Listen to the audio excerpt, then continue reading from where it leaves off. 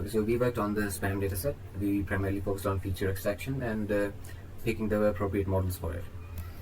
We started off with generic words that one would expect in all sorts of spam emails. Then moved on to looking into the specific dataset handed to us and picked words that would mark a particular email as spam. Then we moved on to our ranked list by frequency of pretty much all the words in the spam dataset, and we picked the top 2000 most frequent words. On that we ran our algorithms, and here we have firstly our SVM, and on that we got a validation accuracy of 80%. Here's our bias variance breakout and our ROC curve. Now on this same exact dataset, if we ran LDA, we get a validation accuracy of 82%, which is definitely better. And for QDA, it can go up to 88%.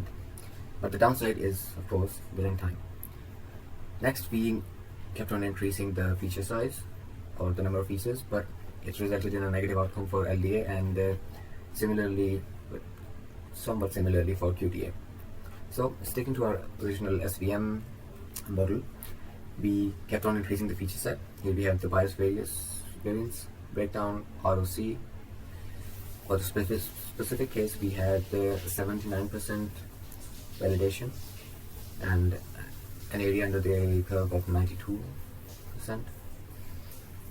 Then we had the frequency plot, where we have a validation accuracy of 87 and our area of 97%. Lastly, we have model tuning.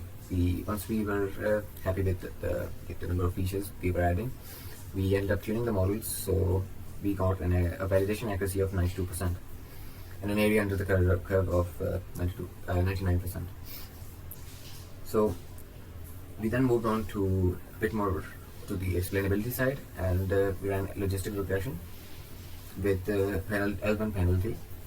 However, we did not manage to find any particular one or singular feature that influenced our decision in like a significant manner. So lastly, we moved on to logistic regression, but with the vectorized approach. Here we pass the entirety of the text as vectors, and here we have the vectors. This gave us a validation accuracy of 98% with training of 99. Here we have some other interesting performance metrics, and lastly our confusion metrics. And finally we have our ROC curve with an area of 1 that is quite close to an ideal.